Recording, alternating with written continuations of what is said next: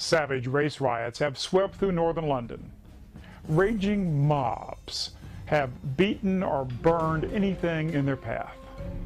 I'm here today to tell you what the media and the politicians won't dare to tell you.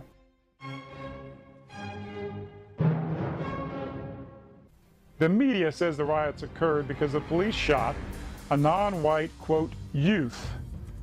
The truth is the riots didn't occur because of the police. The riots occurred because of massive non-European immigration. The riots would be something you'd expect to read about in Sudan or the Congo. But the riots weren't in the Congo.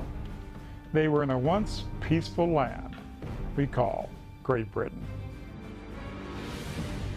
North London was the scene of similar riots in 1985, where police officer Keith Blakelock was hacked to death.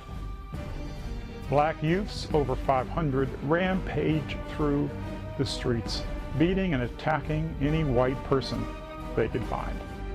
The politicians and the media work overtime to downplay the racial nature of these savage riots. There's some extraordinary pictures of gangs of hundreds of often masked youths rioting through the streets, setting shops alight, looting, widespread looting, and in many cases, according to local residents, reports of pockets of unrest, sort of groups of youths ranging around, particularly in the areas of Brixton in South London and Enfield and the surrounding area in the north. But mostly what's underway at the moment is a massive of young people out here that are just sheer evil, just sheer evilness.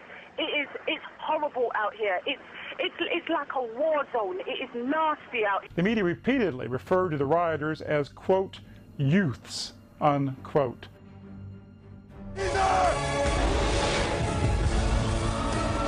That's kind of like the new movie, The Rise of the Planet of the Apes, referring to the young ape revolutionaries as, quote, youths, unquote. Now, I'm not comparing the savage criminals of Tottenham with that of apes.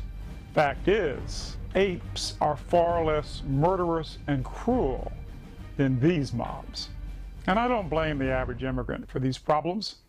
I blame the politicians, the government, and the media for creating this massive immigration which has led to the destruction of European heritage, culture, and civility, not just in Britain, but in many other nations of the world. The question is, what do we do about it? The first thing we do is tell the whole truth. Open borders are a disaster. But as bad as it is, it's only going to get worse as Europeans become more of a shrinking minority in their own nations. We have the same rights of independence and heritage that the people in Tibet have, or the people in Palestine should have. Ironically, it is the same Zionist media, financial, and political power in the West that has led to this disaster in Europe and the Americas and also around the world. The truth is that the same Zionist political, media, and financial network that has led to the dispossession of the Palestinian people are the same powers that are leading to the destruction of the heritage of the Western world. The truth is, the immigrants are just pawns in their program. The next thing we've got to do is vote against every politician who sold out our heritage, our rights, and our future to this mass non-European immigration. We must demand that they not only vote against this massive immigration, but they act forcefully and speak forcefully against it. There is no compromise on this critical issue for the survival of European mankind and our heritage and the things that we cherish. By the same token, we must be fair and consistent.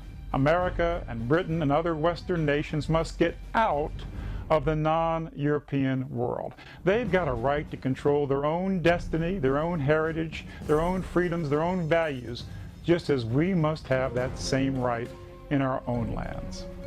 We must stop fighting these Zionist-inspired globalist wars and start thinking about the most important thing to fight for, and that's our own heritage and freedom right here at home, the well-being of our own children in the years to come.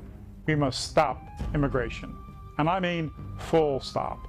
And we must take the money that we waste in crime expenses, incarceration, courts, welfare, medical assistance, and all the other aspects of the huge cost of immigration, and apply that money to helping these immigrants make a new life for themselves, get the training and the education they need to go back to their own lands and have a great life and truly help their own people. We have sympathy for immigrants seeking a better life, but we must also keep them and the politicians and the media from transforming our own nations into the nations from which they escaped.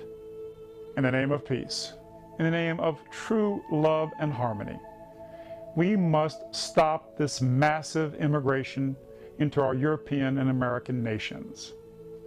We must stand up and defend our freedom. We must defend our magnificent heritage, and we must defend our independence. Every people on earth has the right to independence and freedom, and so do we. The only way we can win this battle is to tell the truth and to be honest and courageous. And that's what I say we must do. The time has come to band together. The hour is late. It's almost too late.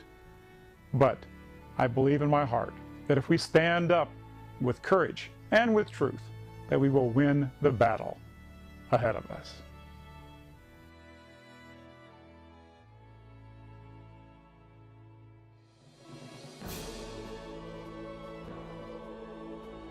"34 years ago, I traveled to Great Britain. I spoke to students at Oxford and Cambridge, did the BBC Tonight program, and I interviewed with reporters in front of the Scotland Yard sign. What's interesting is that this is the same sign where the head of police stood and talked about these horrific riots that are besieging Great Britain. I said, I'm kind of like a Paul Revere in reverse, warning Britain that the racial conditions of America were coming to Britain, that Britain still had a chance to avoid the racial conflict that we now have in the United States and in other countries. That was 34 years ago. And now we have the head of the police standing in front of the same sign and talking about the horrendous violence that's come about over the last few days in Great Britain. It's interesting, isn't it? I warned the British people, and it turned out I was right. And it turns out that massive immigration is something that doesn't bring peace and love and brotherhood. It must be obvious to everybody now, but it's time we stand up politically, legally, honestly, non-violently, but it's time we stand up and defend our rights and our heritage.